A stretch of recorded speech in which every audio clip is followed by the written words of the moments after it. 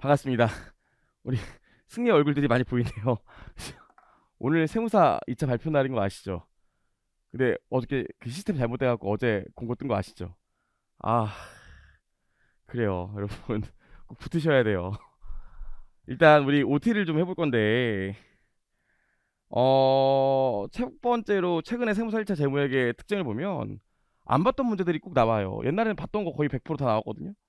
근데 요즘은 안 봤던 거 진짜 많이 나와요. 다양한 주제도 나오고요. 처음 봤던 유형들이 되게 많이 나오기 때문에 이게 몇 년 전에 나왔던 문제인데 주식기준 보상거래예요. 정말 듣도 보도 못한 문제가 나왔거든요. 보시면 주식기준 보상거래 하나 나오는 것도 좀 그런데 중간에 보면 무슨 기계장치 사는데 주식 줬다는 얘기도 나오고 그 다음에 뭐 원재료 사는데 주식 준다는 얘기도 나와요. 그리고 나와서 막 주가 나와 있고 단기손익에 미친 영향 막 물어보고 그래요. 진짜 완전 처음 보는 유형이었거든요. 이거 시험장에서 풀기가 쉽지 않아요. 근데 이런 것들이 한 두세 개 초반에 나오면 바로 그냥 털린다고요. 네. 여러분 아셔야 되는 게 이거 많아야 세네 개예요. 어차피 여러분 다 알아도 시간 내고 풀면은 우리 25문제 다 풀기가 쉽지 않아요. 또 작년에는 신기하게 재무회계가 24문제 나오고 원가회계가 16문제 나왔는데 뭐 또 그러라는 보장은 없고 아무튼 여러분 아셔야 되는 게 신유형 나왔다고 신유형 역시 응용력을 넓혀야 돼 그런데 응용력 그런 거 안 생겨요. 여러분 응용력 생기려면 진짜 한 3년 해야 돼 4년 해야 되고 너무 또 이런 거 나와서 이런 거에 추정하시는 분들이 있는데 여전히 한 70% 정도는 나왔던 거 또 나오고 봤던 거 또 나오고 그래요.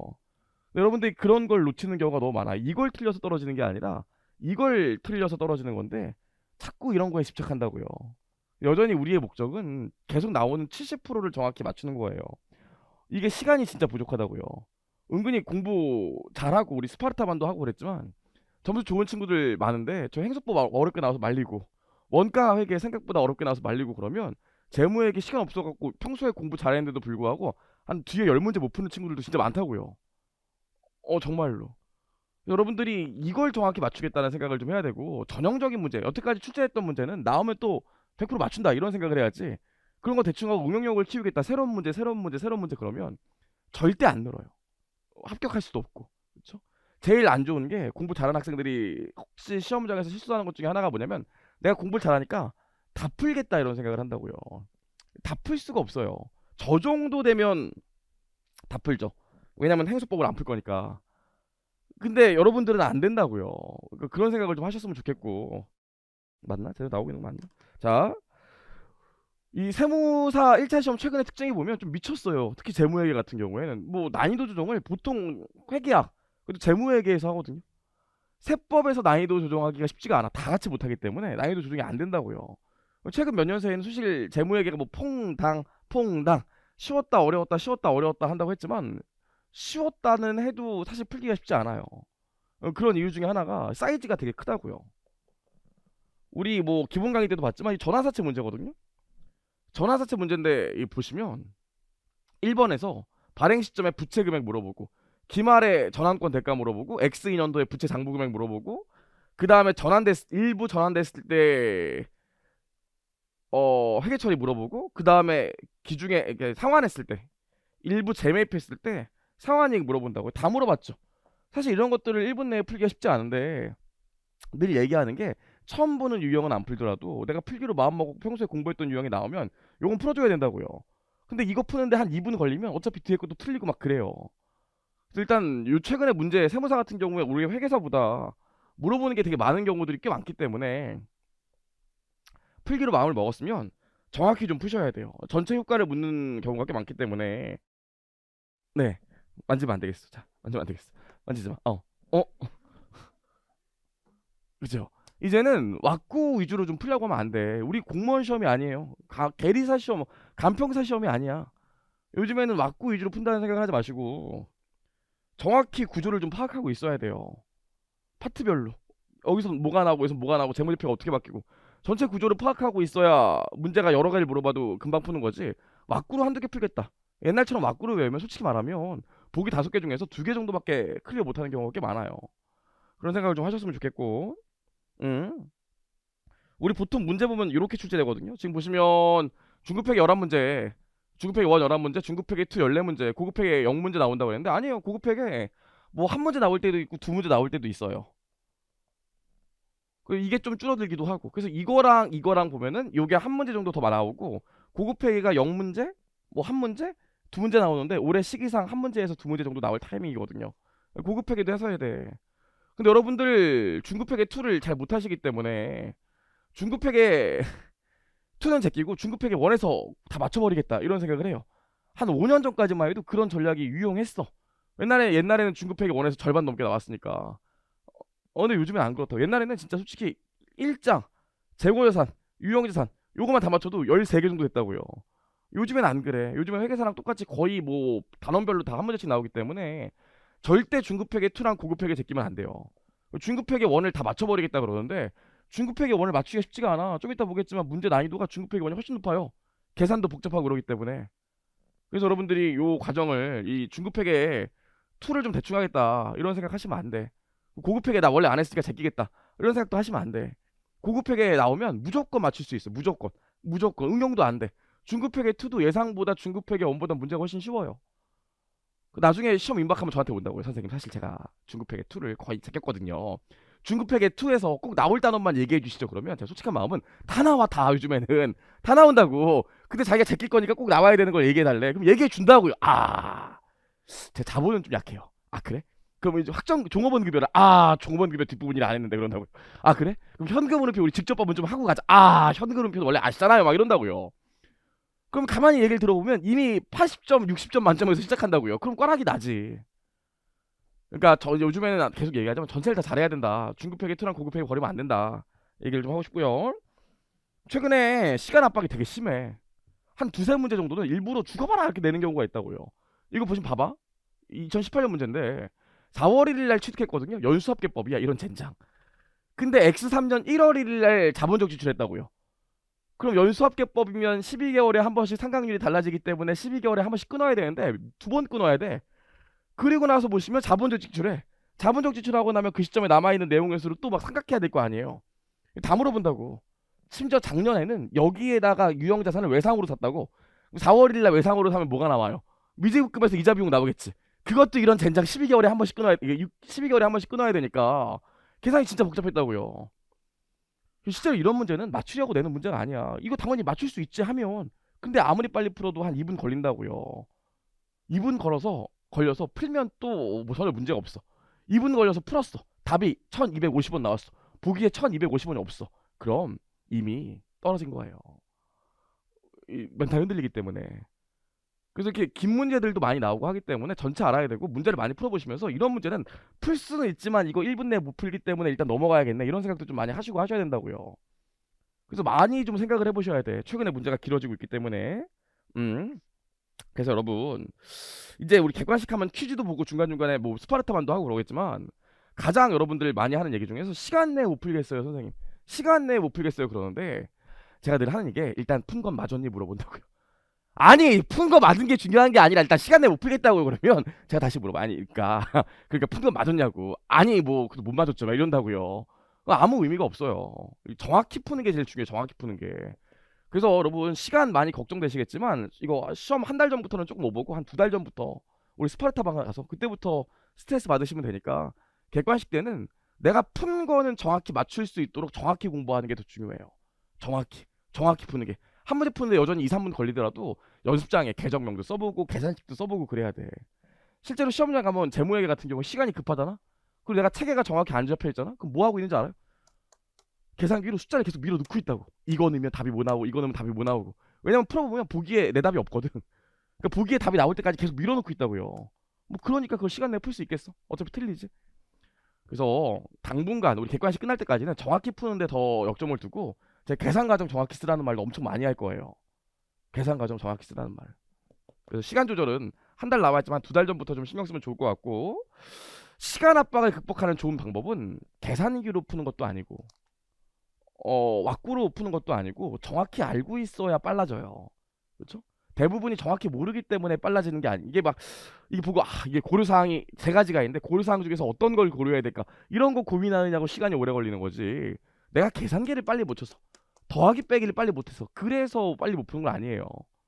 정확히 풀 수 있도록 좀 생각을 해야 되고 뒤에서도 얘기했지만 객관식반의 목표는 문제, 유형, 파트 별로 정확히 푸는 걸 연습하는 시간이지. 에? 정확히 푸는 걸. 그 단원별로 내가 이 문제를 어떻게 풀지 왁구랑 풀이 과정을 픽스시키는 시간이지. 빨리 푸는 걸 연습하는 시간이 아니에요. 그래도 안 되고. 그래요. 그래요. 그래서 우리 객관식 수업하고 객관식 수업 때는 정확히 푸는 법 왁구 숙지하고 스파르타 요약 강의는 뭐 이렇게 하고 뭐 주말 GS도 또 하겠죠. 뭐 이렇게 갈 거고요. 네. 결국 우리 요 단계 거치고 요 단계 거치면 일단 저의 최종 목적은 일단 시험지를 받아.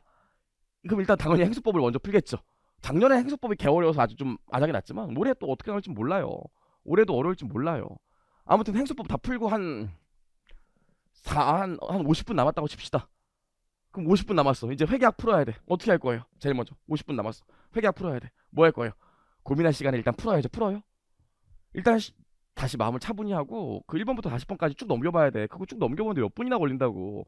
눈으로 쭉 보면은 내가 모르는 주제 있고 모르는 주제 그냥 3번. 아니죠? 요즘은 내가 뭐라 그랬어?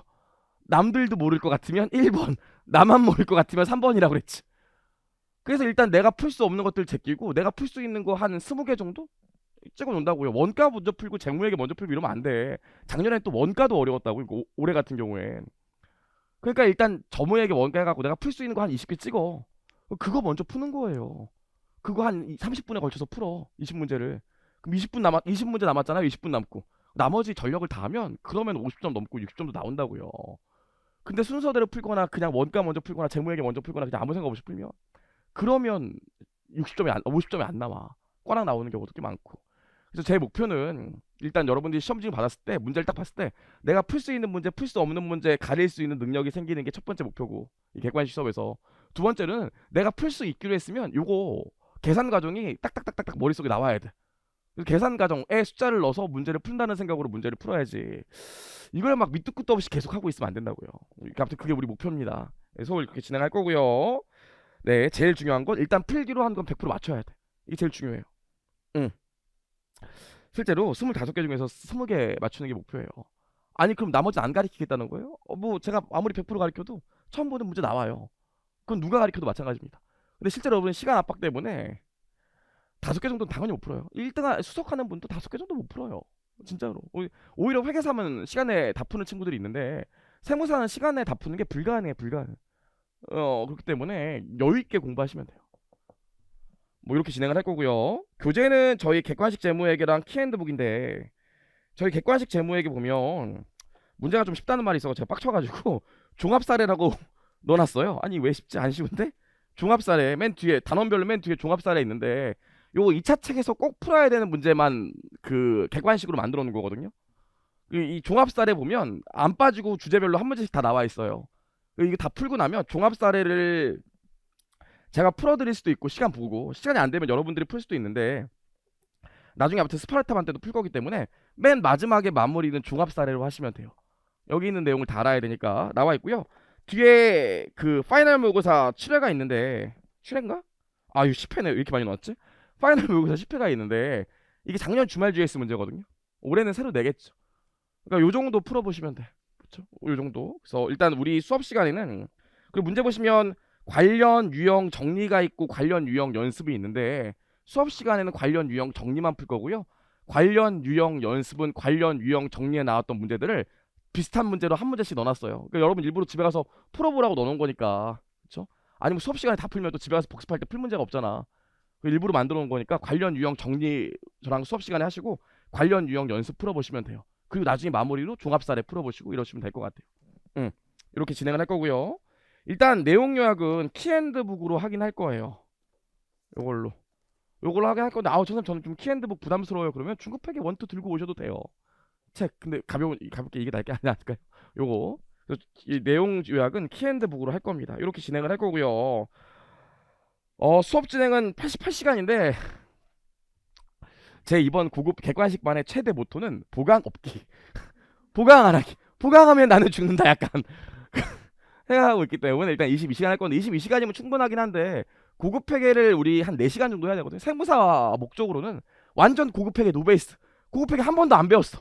그래도 4시간만 들으면 충분히 맞출 수 있어. 연결도 지분법도 세무사 1차용으로는 4시간만 들으면 충분해. 그래서 요거를 한 회를 여기 넣어서 할 수도 있고요. 만약에 시간이 부족하면 요거는 별도로 뺄 수도 있는데 제 생각엔 넣어서 할 생각이에요. 부지런히 하면 충분히 할 수 있습니다. 고급 회계까지 할 거고요. 노베이스라도 충분히 해결할 수 있다. 요거 좀 아셨으면 좋겠고 4시간 수업할 거고요. 4번 쉴 거예요. 4번. 그래서 좀 꽉꽉 채워서 10분씩만 쉴 거니까 해줬으면 좋겠고요. 이론 정리하고 관련 유형 정리 풀 건데 이론 정리 뭐 처음부터 다 하는 게 아니라 물론 처음부터 다 하겠지만 웬간하면 문제 유형이랑 그 계산 구조 위주로 정리할 거예요. 처음부터 재고 자산이 뭐냐면요. 제가 옛날에 할인을 갔었는데요. 이런 얘기 안 할 거예요. 그렇죠? 그러면 우리 이거 이제 이게 곱하기 되는 거예요. 문제풀이 맞고 위주로 수업을 좀 진행을 할 거니까 구조 위주로 보시면 되고요. 복습은 뭐 할 필요가 없을 거예요. 아시겠지만 다음 주부터 다른 과목도 시작하기 때문에 당연히 복습할 시간은 예습할 시간 없고 복습만 하시면 돼요. 하나도 모르는 상태에서 와도 내용 정리해드립니다. 뭐 그런 거 걱정 안 하셔도 되고요. 개정 걱정하시는 분들이 있는데 내년 시험 대비로는 개정 사항이 아주 미미해요. 제가 수업 시간 다 얘기했고 기본 강의 때부터. 뭐 개정은 걱정하실 필요 없을 것 같고요.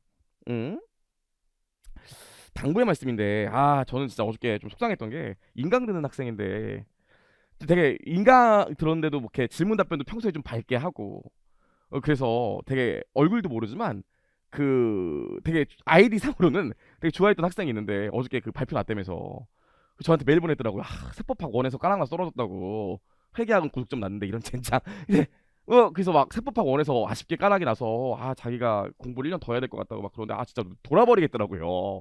열심히 하고 막 물어보는 수준으로 가서 당연히 회계학 잘해서 붙을 줄 알았는데 그래요. 뭐 내년에 하면 되겠죠. 열심히 했던 친구들은. 근데 이 문제는 뭐냐면 1차 같은 경우에 이게 안 되면 더럽게 안 돼요. 예상외로 1차에서 질질 끌리는 경우가 꽤 많거든요. 그리고 이게 1차가 지금부터 하면 이 변수가 많은 게 중간에 막 지치고 중간에 슬럼프 오고 그런 경우 되게 많다고. 진짜 우리 지금부터 내년 한 4월까지 열심히 했는데 한 3월까지 열심히 했는데 4월부터 학원에서 그냥 이렇게 돌아 이렇게 맨날 여기 PC 한 대 가 있고 막 PC 한 대 가 있고 그쵸? 그러면 그게 슬럼프가 온 거거든요. 그럼 100% 떨어져요. 100%. 그리고 평소에는 좀 열심히 안 하고 점수 안 좋아하는데 그냥 마지막까지 그냥 아무 생각 없이 우직하게 하는 친구도 있다고요. 이런 애들 시험 끝나고 선생님 저 붙었어요 그런다고요. 그럼 제가 표정 관리가 안 돼. 네가 야 나 축한다 막 그런다고요. 그래서 여러분 지금 뭐 여기 뭐 여러 가지 얘기 나와 있지만 진짜 매년 그렇고 당연히 붙을 거라고 생각했던 친구가 떨어지는 경우도 있고 조금 힘들 것 같은데 하는데 붙는 친구들이 있다고요. 진짜 매년 그래 매년 보면 제일 중요한 게 뭐냐면 이게 꾸준히 하셔야 돼 꾸준히. 그러니까 여러분 이제 지금부터 우리 객관식만 시작하면 내년 5월에 시험 볼 때까지 이게 진짜 사실 좀 길거든요. 길지. 우리 나중에 스파르타방 한번 문제 하도 많이 풀기 때문에 지치고 그런 게 있는데 이 페이스 주주를 좀 하셔야 되고 사실 진짜 말씀드리고 싶은 게 뭐냐면 딱 하나인데 빠지면 안 돼요. 빠지는데 여러 가지 이유가 있죠. 집에 일이 있고 날씨가 춥고 그냥 윤돈이가 싫고 뭐 여러 가지 이유가 있겠지만 빠지면 안 돼. 빠지면 그쵸? 딱 하나 전출해서 하루에 수업하고 뭐 8시면 8시 9시면 9시 밤 10시면 10시까지 앉아서 공부하고 간다. 주말 빼고 요걸 지켜주면 웬간하면 합격을 하는데 보통 잘 못 지킨다고요. 그쵸? 우리 친구 오늘 너무 많이 여기 그냥 강의실 꽉 찼지 몰랐네. 꽉 찼잖아. 보면 종강할 때 가면 꽉 안 차 있다고. 반? 혹은 여기 앞에 몇 줄? 분명히 이렇게 나락배기 될 거예요. 뭐 제가 못해서 그런 경우가 있을 수도 있겠지만 내가 버틴다 살아남는다 이런 생각을 하셔야지 상황 보고 중간에 빠지겠다 이런 생각 하시면 안 돼요. 진짜 중요해요 진짜. 저희 학원이 또 1차 합격에 하여튼 저희 학교 1차 합격만큼은 이게 진짜 자신 있는 학원이기 때문에 빠지시면 안 돼요. 노하우가 있다니까. 그래요. 자 여기까지 한번 OT를 진행해 봤고요. 뭐 쓸데없는 얘기 여기까지 하고 바로 수업 진행해 보시죠. 일단 객관식 문제집 우리 1장에 개념책에 나와 있는데 이거 맨 마지막에 할 거예요. 개념책에 처음부터 하면 너무 우울하니까 재고지산부터 갈 겁니다. 그래서 객관식 문제집 37페이지 8페이지 보시면 재고지산 나와 있어요. 재고지산 잠깐 볼까요? 재고자산 1장은 우리 마지막에 할 거예요. 뭐 중요하다고. 재고자산을 보면 재고자산 출제 유형을 보면 매입과 기말 재고자산 조정 나오죠. 사실 매입은 거의 안 나와요. 매입은 뭐 할 거지만 매입은 거의 안 나오고 기말 재고자산 조정 정말 한 해도 빠짐없이 안 나왔죠. 한 해도 빠짐없이 나왔죠. 근데 2018년부터는 안 나왔거든. 2018년부터는 회계사도 이때 딱 한 번 나왔어요. 안 나왔다고. 왜 안 나왔을까? 왜? 2018년도에 수익이 개정됐거든요. 수익이 개정되면서 뭐 반품 조건부 판매, 재매입 약정 이런 거 들어오면서 재고예산 조정이 조금 이게 민감한 게 있어요. 기준서에 명확하지 않은 것도 있고. 그래서 이때부터 한 번도 안 나왔거든요. 다른 시험도 마찬가지야. 18년 이후부터는 재고예산 조정이 거의 안 나왔어. 그다음 회계사 시험 같은 경우에는 2019년에 개정된 거 다 빼고 개정 안 된 거로만 한 문제 나왔고, 그 이후에 다른 시험 뭐 관세사, 뭐 간평사, 공무원 7급 여기서도 개정된 거 하나도 고려 안 하고 그냥 예전 내용으로 풀 수 있는 것만 한 문제 나왔거든요. 그래서 우리도 한 문제 나올 때가 됐는데 사실 여전히 출제 가능성이 좀 떨어지긴 해요. 개정된 걸 빼고 하면 또 너무 쉽고 그래가지고. 그래서 이거 공부할 때 제가 수업 시간에 개정된 내용이랑 개정되면 문제가 이렇게 나올 수 있어요 얘기는 하겠지만 사실 가능성이 그렇게 높진 않아요. 왜냐면 기준서에 명확하지 않기 때문에. 그렇죠? 그냥 보시면 원가의 배분 중요한데 원가 흐름에 가죠. 중요한데 한 번도 안 나왔거든요. 아, 그럼 제끼면 되겠네요. 그렇지가 않아요. 객관식 1차만 되더라도 원가의 배분, 선입선출법일 때, 이동평균법일 때, 총평균법일 때 매출원가 구하시죠. 그렇게 쉬운 문제 안 나와. 보통 2차 때는 네, 이렇게 한 문제를 낸다고 생각하시면 돼. 이렇게. 그래서 원가의 배분, 이제 평균법이나 선입선출법으로 기말 재고예산의 취득원가를 일단 계산하고, 그리고 나서 감모랑 평가 손실을 계산하는 문제가 많기 때문에 이게 안 나오는 게 아니라 이거 두 개가 한 문제다 생각하시면 되고, 아시겠지만 당연히 이건 무조건 한 문제 나와요. 누가 나한테 재고예산 한 문제 나오면 뭘 찍어주실 거예요? 라고 얘기한다면 당연히 이겁니다. 당연히 저가법이 나오든지 아니면 감모 손실 평가 손실 문제가 나오든지. 그래서 반드시 기억하셔야 되고요.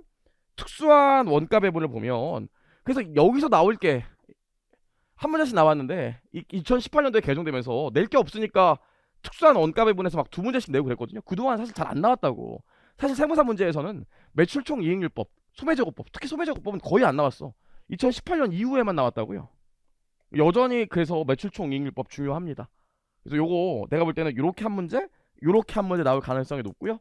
매출총 이익률법이 나올 수도 있고 소매제고법이 나올 수 있어요. 옛날에 객관식 때는 소매제고법 제끼라고 그랬지만 요즘에 세무사 시험에서도 소매제고법이 나오기 때문에 둘 다 아셔야 돼. 서술형 나와 있는데 재고예산 서술형이 은근히 잘 안 나와요. 다른 시험은 서술형 문제가 잘 나오는데 우리 세무사 시험, 회계사 시험만 해도 서술형 잘 안 나옵니다. 그래서 회계사 시험도 안 나왔어. 작년에 한 번 나왔고 우리도 올해 나왔지. 몇 년 한 번 나왔는데 올해 나왔잖아. 내가 나올까 안 나올까? 그건 모르죠. 어, 안 나올 것 같지만 안 보시고 가실 수는 없어요. 하지만 제가 볼 때는 가능성이 그렇게 높진 않아요. 그래서 제가 체크하는 것만 보시면 되지 너무 깊게 보실 필요는 없어요. 그래서 제 생각에는 이렇게 한 문제, 이렇게 한 문제 나올 것 같다 보시면 될 것 같고요. 자, 그럼 이제 내용 정리부터 좀 돌아가 보시죠. 키앤드북 71페이지, 70페이지부터 좀 시작을 해볼게요. 왔다 갔다 해서 죄송합니다. 자,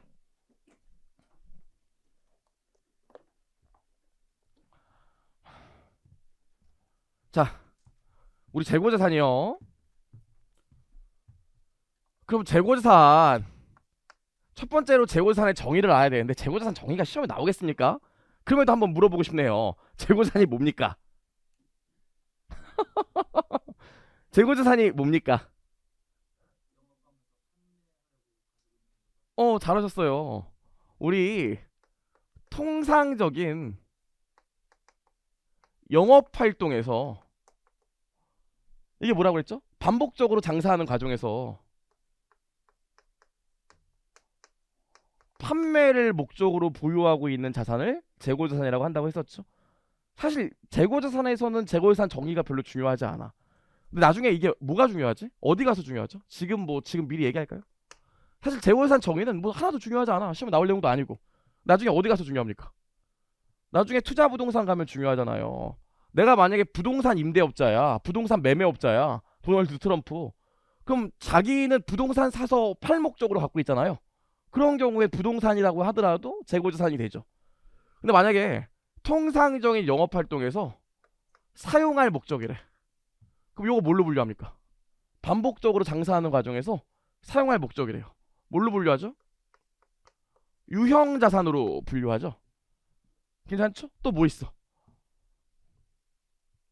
이거 임대수익이나 또는 시세 차익을 목적으로 한 부동산이래. 이건 뭘로 분류하죠? 여러분 우리가 기본 강의까지 끝났기 때문에 재고자산 한다고 재고자산 얘기만 안 하고 뒤에 있는 얘기도 계속 좀 해요. 이건 뭘로 분류합니까? 투자 부동산으로 분류하잖아요. 그쵸? 여기까지. 그럼 한번 볼게요. 나온 김에 한번 해볼게. 했으니까 나온 김에 우리 임대 수익을 목적으로 기계장치를 취득했대요. 그럼 투자 부동산은 얼마입니까? 임대 수익을 목적으로 기계장치를 100원에 취득했대. 그럼 장부에 기록될 투자 부동산은 얼마예요? 임대 수익을 목적으로 한 기계장치를 100원 주고 샀대요. 그럼 장부에 기록될 투자 부동산은 얼마예요? 네? 못 들었어. 다시 있게 얘기하세요. 우리 친해져야 되는데. 그쵸? 얼마겠어요? 얼마예요? 영원이지. 그쵸? 영원이죠. 왜? 실제로 임대 수익을 목적으로 하더라도 부동산일 때만 투자 목적이지. 부동산 이외에는 임대 수익을 목적으로 하더라도 유형자산에 분류되는 건 아시죠? 나온 김에 한번 분류해봤습니다. 근데 사실 요즘에는 문제에서 내가 판단하는 경우는 거의 없고 그냥 이렇게 간다 주기는 하지만 혹시 모르니까 좀 봤고요. 좋아요. 그래서 재골산의 정의까지 봤고 그 다음 페이지 보시면 밑에 보시면 재골산의 분류가 있지만 이런 거 우리 시험에 안 나옵니다. 지금 제가 여기까지 얘기한 거잖아요. 밑에 보시면 금융회사가 보유하고 있는 지분상품과 채무상품은 재고자산으로 분류한다. 금융회사가 아닌 기업이 보유하고 있는 지분상품과 채무상품은 금융자산으로 분류한다 나와 있지만 뭐 전혀 여기는 중요한 얘기가 아니고 1, 2, 3번만 객관식 목적으로 기억하시면 돼요. 그쵸? 자 그럼 여기까지 하고 나면 바로 첫 번째 주제가 나오는데 우리 이 재고자산에서 제일 중요한 거 뭡니까? 우리 재고자산의 T계정을 한번 그려보죠. 재고자산의 T계정을 그려보면 전년도에 안 팔려서 남아있는 재고자산이 있고요. 그 다음 뭐가 있습니까? 올해 장사하려고 추가로 구입한 재고자산이 있겠죠. 그래서 우리가 요거 두 개 더해서 뭐라고 그럽니까? 용어가 중요하진 않지만 이걸 판매 가능 재고 자산이라고 하잖아요. 그렇죠? 판매 가능 재고자산이 의미하는 게 뭐예요? 판매 가능 재고자산의 의미가 뭡니까? 그쵸? 많이 물어보는 거 알잖아요. 자, 우리 부족 어디 갔어? 왜요? 아하, 늦잠 잤다고 부족을 그 그쵸? 이게 정성이 중요해. 그쵸? 판매 가능 재고자산이 의미하는 게 뭐예요? 잘 오셨어요. 그쵸? 잘 오셨어요. 올해 최대로 팔 수 있는 재고자산이죠. 판매 가능 재고자산이 뭐라고? 기초랑 매입을 더한 게 올해 최대로 팔 수 있는 재고자산이야. 이만큼 최대로 팔 수 있다고. 근데 올해 최대로 팔 수 있는 재고자산을 어떻게 배분합니까? 팔려서 비용 처리된 재고와 아직 안 팔려서 비용 처리되는 재고로 나누죠. 팔려서 비용 처리되는 재고를 뭐라고 그래? 매출 원가. 안 팔려서 비용 처리 못한 재고자산을 뭐라고 그래요? 기말 재고자산이라고 하지 않습니까? 괜찮죠? 우리가 요 행위를 뭐라고 그럽니까? 요 행위를 요걸 원가의 배분이라고 하잖아. 그쵸? 원가의 배분. 이만큼 팔 수 있는 게 있었는데 팔려서 요만큼 비용 처리하고 안 팔린 건 요만큼 남겨뒀대. 괜찮죠? 원가의 배분. 재고자산에서 제일 중요한 거 뭡니까? 이게 제일 중요해. 그래서 재고자산 문제가 나오면 늘 매출원가 얼마냐 또는 기말 재고자산 얼마냐 물어보는 거예요. 요거만 중요하기 때문에 요거만. 지금부터 우리가 2회에 걸쳐서 이 원가의 배분만 계속 해볼 건데 아시겠지만 이 금액은 이미 정해져 있지. 전년도 재무상태표에 나와 있기 때문에 따로 결정하고 그럴 필요가 전혀 없잖아요. 아는 금액이야. 요걸 모른다고.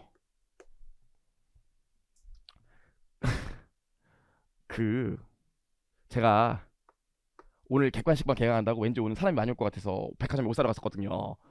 저희 사무실 직원과 알바생 2명을 데리고 백화점에 갔어요. 근데 한 명이 이렇게 옷을 골라준다는 거, 좀 옷을 좋아해서 옷을 골라준대요. 근데 저는 약간 백화점 옷 사러 가기 전에 술 한잔 하고 가거든요. 흥이 나야지 사니까. 전사의 심장도 좀 생기고. 그래서 남대문에서 그 최자루에 나왔던 꼬리곰탕집 있어요. 거기서 이렇게 소주 한 병씩 마시고 갔어. 이 뒤에 같이 이제 제 직원이랑 알바생도 약간 취한 거야. 그랬더니 선생님 플렉스가 있는데 루이비통 가시죠 그러더라고요. 그래서 루이비통 가서 나는 그냥 조용히 보고 나오고 싶은데 비싸잖아. 조용히 보고 나오고 싶은데 저기 선생님 옷 좀 봐주세요. 저기 선생님 옷 좀 봐주세요. 뭐 좋은 거 사실 거예요. 그러더니 저는 진짜 니트 같은 거 하나 사려고 그랬어요. 그랬더니 선생님 패딩 사실 거죠 이러더라고요. 그랬더니 거기 알바생이 거기 그 점원분이 왠지 분위기가 살 것 같으니까 매장에 진열 안 되는 것도 참고해서 막 갖고 오더라고요. 막 입어보래. 그 어쩔 수 없이 입어봤어요. 너무 잘 어울리신다 사세요 그러는 거예요. 그리고 내가 가격표를 봤더니 410만 원이야. 그걸 내가 어떻게 삽니까? 조용히 접고 나왔거든요. 그래서 그냥 요거 샀어요. 요거 요거 사고 빨리 후다닥 나왔어요. 얘네들 취해갖고 막 더 사라 그래가지고 사고 나왔다고요. 사고 나와서 그 앞에서 호떡 먹었다고. 호떡 남대문집 거기 사장에서. 그럼 호떡 남대문에서 호떡 파는 사장님 같은 경우에는 이건 알지. 이것도 알 거야. 재료 사니까. 그쵸? 이거 두 개는 알아. 이걸 먼저 구해. 이걸 먼저 구해. 제가 저번에도 얘기했잖아요. 이걸 먼저 구해. 이걸 먼저 구해. 호떡 사장님 그런다고 했죠. 다 팔고 남은 걸 봐야 팔린 걸 안다고 그랬죠. 일반적으로 재고자산 문제 나오면 매출원가가 얼마냐 물어보는데, 매출원가가 얼마냐 물어보면 매출원가를 직접 구하려는 친구들이 너무 많아. 매출원가를 직접 구할 수가 없어요. 대부분의 문제들이. 항상 어떻게 구해? 기말 재고자산을 구해서 매출원가를 구한다고요. 그렇죠? 그래서 결국 재고자산 이슈를 보면 첫 번째로 올해 진짜 매입한 금액이 얼마냐, 요거 나오고요. 더 중요한 게 뭡니까? 그래서 진짜 BS에 계산될 진짜 기말 재고가 얼마냐, 요 두 가지만 물어보는 문제. 하여튼 재고자산 모든 문제는 요거 두 가지 물어보는 문제고, 요걸 제일 많이 물어보죠. 그럼 첫 번째로 우리 저기 나와 있는 매입을 보죠. 매입 재고자산 T 계정에 들어갈 매입. 그럼 요 얘기를 안 할 수가 없네. 재고자산의 최초 측정이요. 자, 보통 우리 모든 자산단원의 구성 순위가 이렇게 돼 있지. 해당되는 자산의 정의 물어보고, 정의 배우고, 그 다음에 인식으로 가죠. 인식이 뭡니까? 와, 진짜 오랜만에 보네. 인식이 뭡니까? 인식이 뭐예요? 우리 5월반 봤죠? 아, 미안해. 1월반. 그쵸? 1월반. 인식이 뭐예요? 인식이 뭡니까? 아니야. 재무제표에 기록하는 거. 다른 말로 장부에 기록하는 걸 인식이라고 하죠. 그럼 인식 안에서 또 뭐 있어? 모든 자산이 정의를 충족한다고 장부에 기록하는 건 아니잖아요. 인식 요건을 만족해야 되지. 그렇죠? 뭐 인식 요건은 뒤에서 또 얘기하겠지만, 자산 같은 경우엔 미래 경제적 효익의 유입 가능성이 높고 금액을 신뢰성 있게 측정할 수 있어야 되죠. 정의 만족하고 인식 요건 만족하면 재고자산이면 재고자산, 유형자산이면 유형자산이라고 장부에 기록할 수 있고, 그 다음에 인식해서 인식 요건 만족하고 나면 그 다음에 또 배우는 게 뭡니까? 잘 오셨어요, 여러분. 환영합니다. 우리 보통 배우는 순서가 정의 배우고 그 다음에 인식 배우죠. 인식이 뭐야?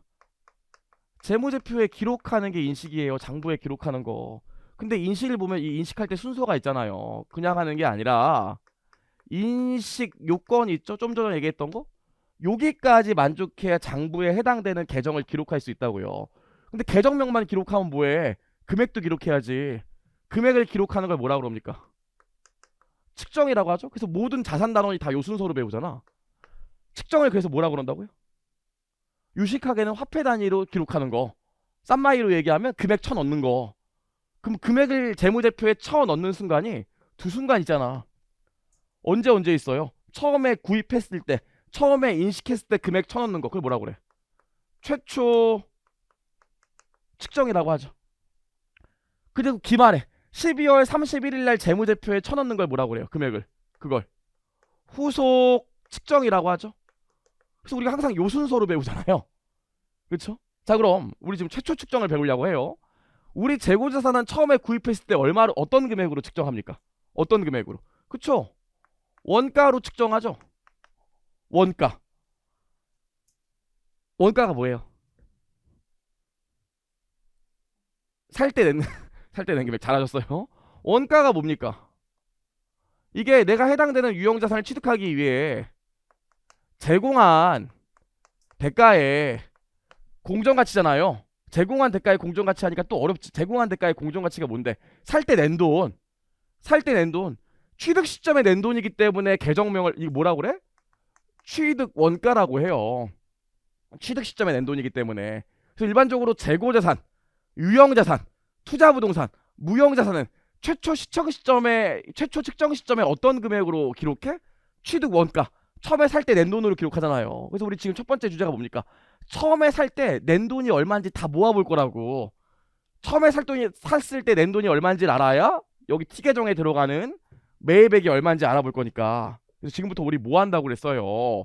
T 계정상에 들어갈 매입액을 볼 건데, T 계정상에 들어가는 매입액을 보려면 이 최초 측정으로 원가를 알아야겠죠.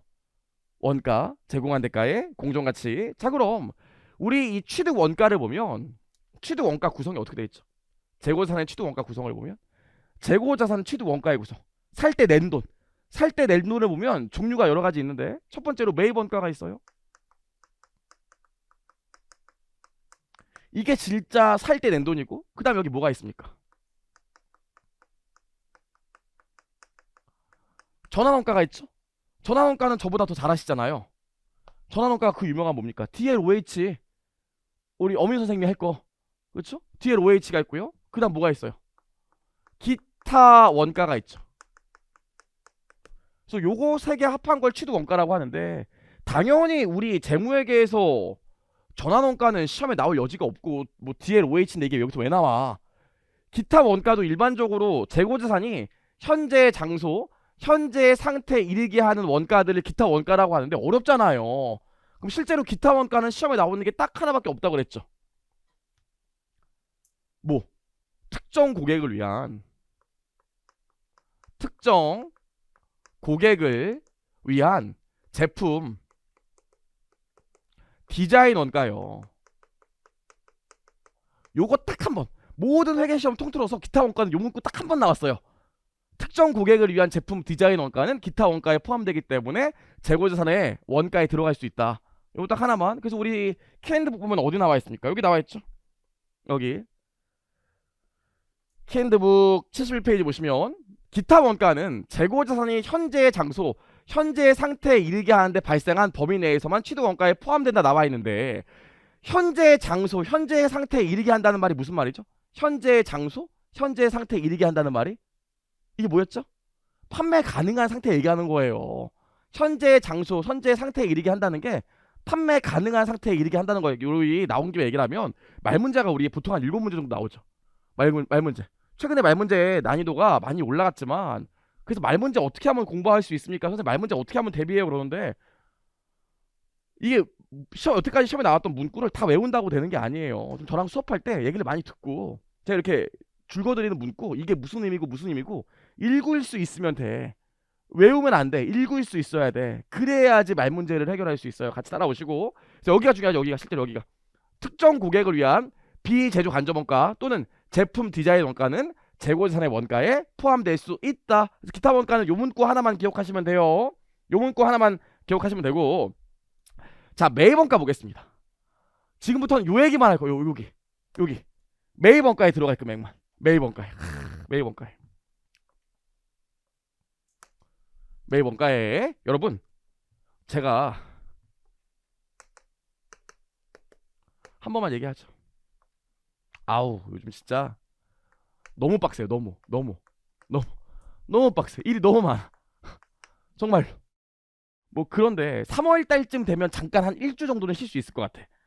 그래서 그때 지금 하와이 가려고 막 얘기하고 있는데 이게 또 무슨 오토 뭔가 무슨 또 다른 변이 펴져가지고 예약한 거 또 취소해야 될 것 같은데 아무튼 그러고 있어요. 그 하와이 가면은 하와이에 디즈니 리조트가 있는데 거기 이 미키 인형 판다고요. 저희 딸이 미키를 좋아해서 제가 하와이에서 미키 인형을 사왔어. $100 주고. LA에 여기 LA 1월 1일이라고 하지 말자. 여기 LA야. 12월 30일이라고 하지 말자. 여기 인천항이야. 그럼 하와이에서 미키 인형을 $100 주고 사온대. 그게 뭐예요? 그게 매입 가격이에요. 돈 주고 재고자산 사온 거. 어렵지 않죠? 자 매입 가격 여기까지 나와 있고 첫 번째로 고민할 게 뭡니까? 지금 제가 필기하는 게 밑에 나와 있는 여기 그림이거든요. 매입 가격에 첫 번째로 들어가는 게 뭘까? 우리 매입 운임 들어가죠.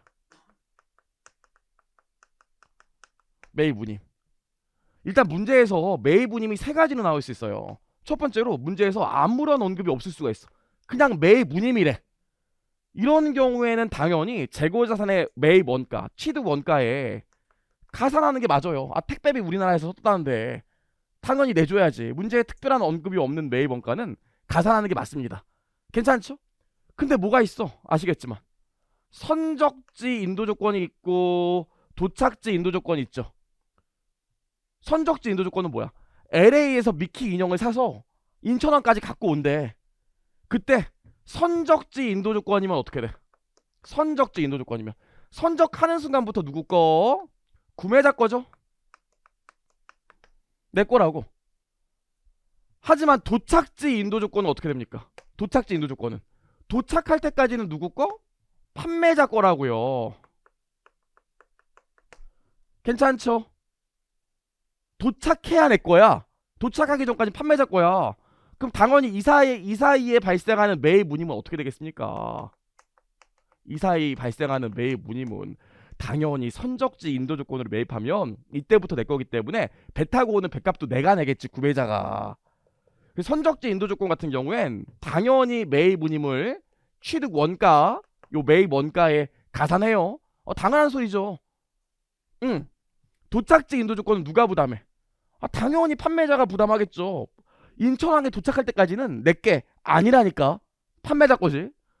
그럼 얘는 어떻게 되겠어요? 도착지 인도 조건 같은 경우에 매입자 입장에선 고려할 게 없지. 하지만 뭐 우리 요즘에는 뭐 양쪽 사이드를 다 물어보니까 그럼 판매자 입장에서는 요거 매입 운임 어떻게 합니까? 뭐라고요? 더해줘? 판매자 입장에선? 더해줘요? 잘 오셨어요. 어떻게 할까요? 잘하셨어요. 판매자 입장에서는 어떻게 처리해? 판관비 처리하죠. 이게 지금 아무것도 아닌 것 같지만 나중에 매입 운임 보면 판매자 입장에서 이 매입 운임 나올 때 있는데, 우리 세무사 2차 시험에도 나왔지만 매출 입구 매출과 관련된 운임이 있대. 그럼 아무 생각 없이 매출에서 빼주는 친구들 진짜 많아요. 어떻게 돼? 별도의 판관비지 매출에서 차감하는 게 아니야. 누구 입장에서? 판매자 입장에서. 괜찮죠? 여기까지는. 자, 여기까지 봤습니다. 자, 그래서 드디어 천신만고 끝에 도착했대. 어디에? 인천항에. 배가 인천항에 들어오면, 믿기 힘들겠지만 배요. 인천항에 들어오면 짐을 어디 실어? 내릴 때 어디 실어? 뭐 이렇게 실어? 뭐 실어요? 여기 보세구역에 실잖아. 보세구역에서 짐을 갖고 나가지. 갖고 나갈 때 뭘 내야 돼요? 관세 내야 된다고요. 그쵸? 그래서 우리 보시면 또 뭐도 있어. 여기 관세가 있는데, 관세 또 두 가지로 나누지. 뭐로 나눕니까? 첫 번째로 관세 납부금 있잖아요. 이 돈을 내야 갖고 나가서 우리 매장 가서 팔 수 있다니까. 그럼 관세 납부금은 일반적으로 어떻게 합니까? 당연히 매입 금액에 가산하지. 이게 헷갈리는 분은 이렇게 생각하면 돼. 내가 매장에 재고자산을 갖고 와서 팔 수 있을 때까지 들어간 돈은 다 재고자산에 들어간다니까. 어렵지 않죠? 좋아요. 여기까지. 근데 이런 경우 있잖아. 관세 환급받는 경우도 있어요. 괜찮을까? 여러분 잠깐만 얘기할게. 잠깐만. 이것이 우리 키앤드백에도 나와 있는 얘기인데, 관세를 내. 관세를 내면 현금. 이거 필기하지 말고 보세요. 관세 납부해. 100원만큼. 그럼 여기 뭐가 와? 실질재고조사법이라면 매입이고 계속기록법이라면 상품이나 상품이겠지만 그냥 재고라고 쓸게요. 이렇게. 관세 납부하고 나면 환급하는 데까지 시차가 얼마나 걸릴까? 몇 달 걸려요. 몇 달이면 빠른 거지. 꽤 오래 걸린다고. 실제로 관세 환급하기 전에 재고자산이 먼저 팔리는 경우가 많아요. 관세 환급금 받기 전에. 여기까지 괜찮죠? 그리고 나서 사실 원래 관세를 환급받으면 현금 나가면서 환급금이 들어오기 때문에 재고자산을 깔 수가 없잖아. 그래서 보통 매출원가에서 그냥 차감한다고요. 실무는 이렇게 해. 굉장히 유명한 교수님 책에도 다 이렇게 돼 있고. 근데 우리 시험 목적으로는 관세 납부금이나 환급금이나 그냥 매입에서 가산하고 차감합니다. 실제 시험에서 이것까지 고려해서 문제를 내는 경우는 없어. 그냥 납부랑 환급이랑 시차가 얼마 안 난다고 보기 때문에 문제에 나오면 환급금은 그냥 차감하면 돼요. 괜찮죠? 그래서 우리 키앤드북 보면 키앤드북 73페이지에 제가 그런 얘기를 써놨는데, 이런 얘기를 써놨는데 됐고 그냥 실제 시험 목적으로는 차감하면 돼요. 그렇죠? 차감하면 된다. 여기까지 좀 기억했으면 좋겠고, 여러분 우리 시작한 지 얼마 안 됐으니까 조금만 더 하고 쉬어도 나쁘지 않겠죠? 그렇죠? 오랜만에 여러분 보니까 저도 어저께 너무 설레어가지고 잠을 3시까지 못 잤어요. 너무 짜증나더라고요. 피곤한데. 자, 진짜 보고 싶었어요. 네, 볼게요. 아우 또 봐야 돼? 막 이러면서 자 볼게요. 여기까지 괜찮죠? 납부금까지 봤어요. 조금만 더 봅시다. 그 다음에 우리 시험에 나오는 게 뭐가 있어요? 제일 중요한 거 애누리 환출 할인이 있지. 요거 아셔야 되죠? 애누리 환출 할인 애누리 환출 할인 애누리랑 애누리가 뭡니까?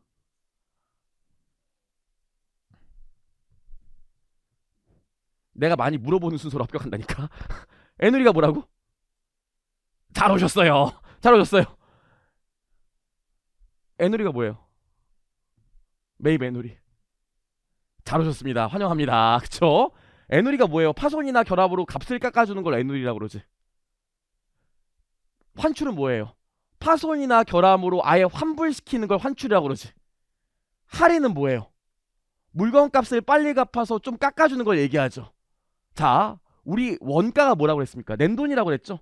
회계처리 잠깐만 볼 건데 봐봐. 외상으로 구입했대. 그럼 여기 매입 100원이 오고요. 여기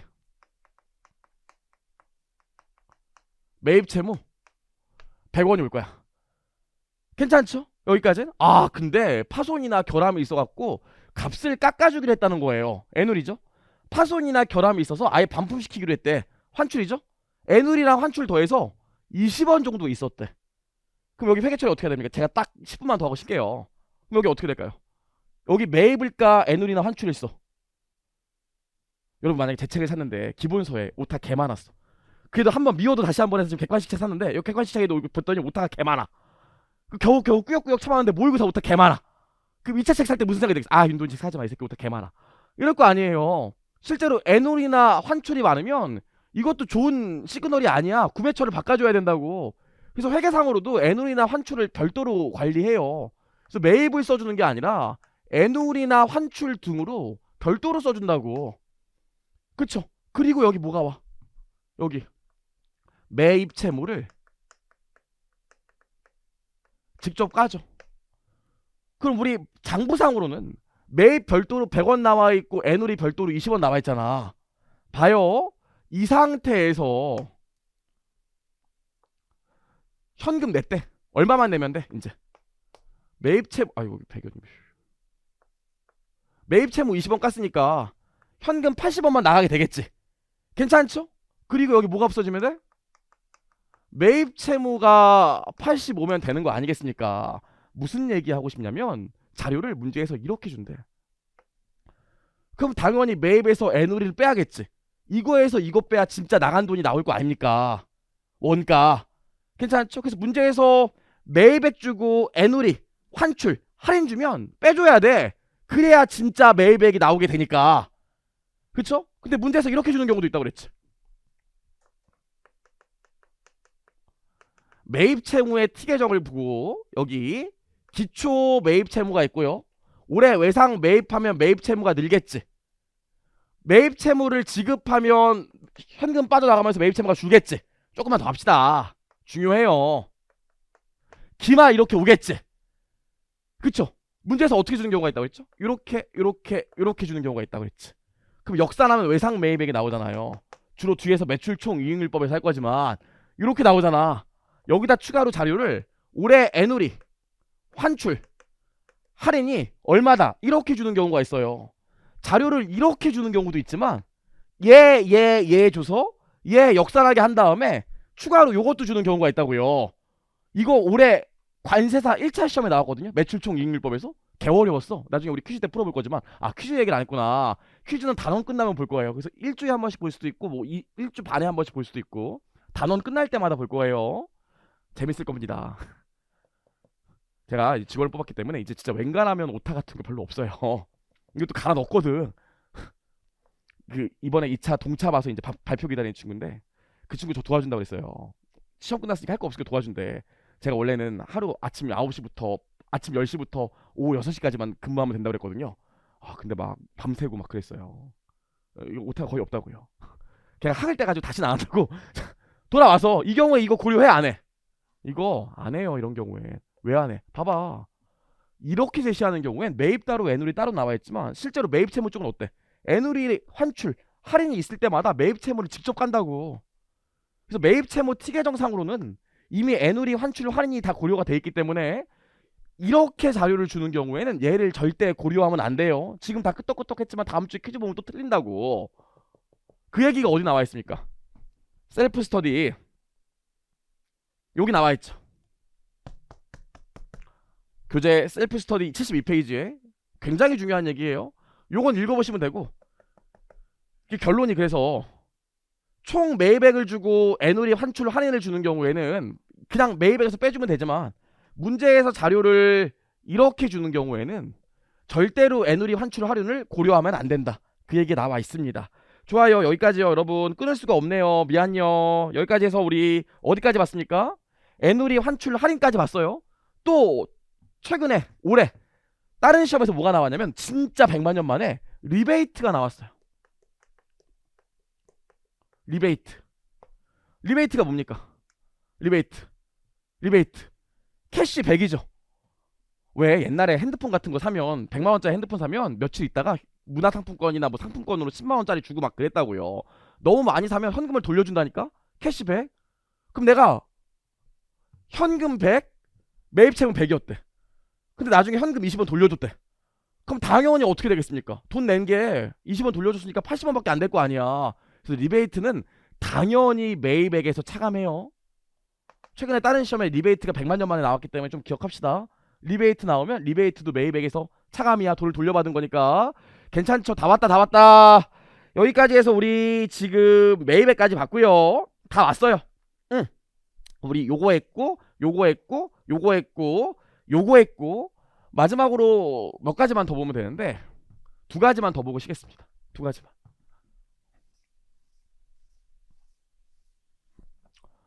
여기다 추가로 뭐가 있냐면 요거 있죠. 어디다 쓸까? 좁으니까 여기다 쓸까? 우리 부관비용.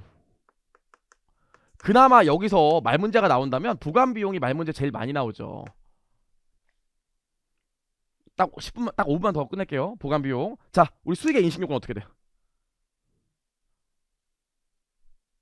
수익의 인식요건 어떻게 됩니까? 충분히 리프레시를 하고 오셨네요. 다 까먹은 것 같은데. 자, 수익의 인식요건 뭐야? 고객과의 계약에서 생긴 수익인식 5단계지만 그 전에는 실현주의였죠. 그래서 실현 기준이랑 가득 기준 만족하면 되잖아. 돈 받을 권리가 확실하고 할 걸 다 하면 수익 인식하잖아요. 비용은 언제 인식합니까? 에? 수익 비용 대응주의지. 그래서 일반적으로 재골산도 내가 재골산을 취득해. LA에서 미키마우스 인형을 샀어. 근데 일단 와야 될 거 아니야. 우리 매장까지 온 걸 뭐라 그래? 매장까지 오면 이제 팔 수 있으니까 판매 가능한 상태라고 하죠. 그럼 실제로 판매하는 시점이 있을 거야. 언제부터 수익을 창출해? 이때부터 수익을 창출하잖아요. 괜찮죠? 좋아요. 우리 꼭 합격합시다. 여러분 기운 내서. 그럼 비용도 언제부터 나올 수 있어? 관련된 비용은 이때부터 나올 수 있다고요. 수익비용 대응이기 때문에. 그럼 보관비용 같은 경우에 제조기업이라면 원재료 같은 경우는 어떻게 되겠어? 원재료 같은 경우에 이 상태에 있는 게 원재료잖아. 원재료는 팔 수가 없잖아요. 그럼 원재료의 보관비용은 당연히 어떻게 되겠습니까? 아직 수익이 안 나오니까 비용 처리 못해. 그래서 보관비용 같은 경우에도 두 가지로 나누죠. 원재료가 있고요, 제품이 있잖아. 선생님 제공품은요? 제공품은 기준서에 특별한 언급이 없기 때문에 특별히 얘기하지 않아요. 나오면 원재료 제품이야. 원재료 제품. 그럼 원재료는 우리 어떻게 해? 아직 수익을 창출할 수 있는 상태가 안 됐기 때문에 원재료의 보관 비용은 비용 처리하면 안 되지. 그래서 어떻게 합니까? 재고산의 취득 원가, 매입 원가에 가산하지. 하지만 제품은 지금 이미 판매 가능한 상태가 됐다고요. 그 제품의 취득 원가는 어떻게 처리합니까? 비용 처리하죠. 괜찮죠? 계산 문제 목적으로는 이렇게 기억하시면 되고, 말 문제 목적으로는 요 문구를 아셔야 되지. 우리 키앤드북 73페이지 보시면 여기요. 보관원가 뒤에는 계산 문제 목적으로 중요하고, 실제 기준서에 나오는 문구는 요 문구죠. 요 문구. 후속 생산 단계에 투입하기 전에 보관이 필요한 경우에 보관원가는 취득원가에 포함한다. 후속 생산 단계에 투입하기 전에 보관이 필요한 경우, 이게 뭐야? 이게 원재료 얘기하는 거예요. 근데 말 문제 어떻게 나와? 후속 생산 단계에 보관이 필요한 경우 이외로 나오지. 후속 생산 단계에 보관이 필요한 경우 이외가 뭐예요? 그 제품이에요. 그래서 사실 이 매입 단계에서 말 문제 제일 많이 나오는 건 요 문구입니다. 요 문구, 요 문구, 요 문구. 꼭 기억하셔야 돼. 그래서 이렇게 나오는 경우, 보관이 필요한 경우 이렇게 나오는 경우 있고, 이외로 나오는 경우 있고, 구분할 수 있겠죠? 이외로 나오는 경우 있고, 여기까지요. 여기까지 맞습니다. 그래서 우리 지금 K&D 보면 71페이지, 73페이지까지 본 건데 차이 번가는 사실 뭐 별로 할 얘기가 없어요. 차이 번가 나중에 보시면 되고, 하나만 더 보면 돼. 하나만. 아 선생님 그만요, 그만요. 자, 하나만 더 보시면 돼. 하나만. 뭐 있어요? 후불 지급 조건 있거든요. 후불 지급 조건. 사실 2차 때 재고 예산 문제가 나오면 100% 후불 지급 조건으로 나와요. 근데 1차 때도 물어볼 수 있거든. 요즘엔 문제가 길기 때문에. 요거 잠깐만 볼게요. 여러분 맞출 수 있는지 없는지 보자.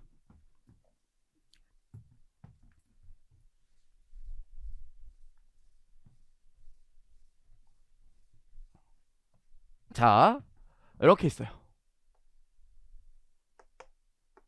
여기 X1년, X2년이고요. 이때 물건을 재고를 구매했대요. 이자율은 10%고요. 대금은 2년 후에 지급하기로 했대. 121원에. 근데 요 X1년 기중에 요 재고 전액을 판매했고요. 그래서 매출이 200원 나왔대. 어렵지 않죠? X1년도에 당기손익에 미친 영향 구해보시죠. 제가 지금부터 30초 드릴게요. X1년도에 당기손익에 미친 영향 구해봐요. 자, 30초 드릴게요. 초식에 보여주려고 어그로 끌었어요. 자, 해봐요. 수업 중간중간에 문제도 풀릴 거기 때문에 이제 초식에도 많이 활용할 거예요.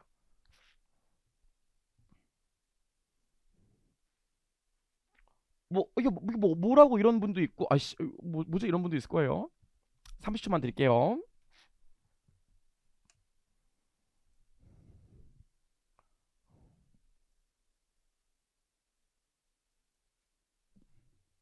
자,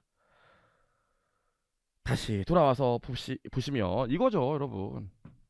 일단 X1년 초에 회계 처리를 해보면 나도 알아 매입인 거 그냥 재고로 할게요. 재고 자산 오고 여기 뭐가 오겠습니까? 매입 채무가 오겠지. 당연히. 어떤 금액 들어와요? 아 당연히 확정된 금액을 확정된 시기에 하게 되면 뭐 해줘야 돼? 현재 가치 평가해야 될 거 아닙니까? 그럼 어떻게 돼? 현재 가치 평가는 121원 나누기 1.1에 제곱하면 되겠지. 그쵸? 그럼 얼마 나와요? 100원. 100원. 만약 계속 기록법을 쓴다면 X1년 중에 판매될 때 회계 처리가 어떻게 됩니까? 이렇게 되죠? 뭐 얼마 들어왔는지 모르겠지만 여기 돈 뭐 얼마 들어오겠지. 여기 매출 200원 들어오고요. 재고재산 100원이 없어지면서 매출원가로 100원 오겠지. 어머! 그럼 당기손익에 미친 영향은 매출 200원에 매출원가 100원이니까 100원이네.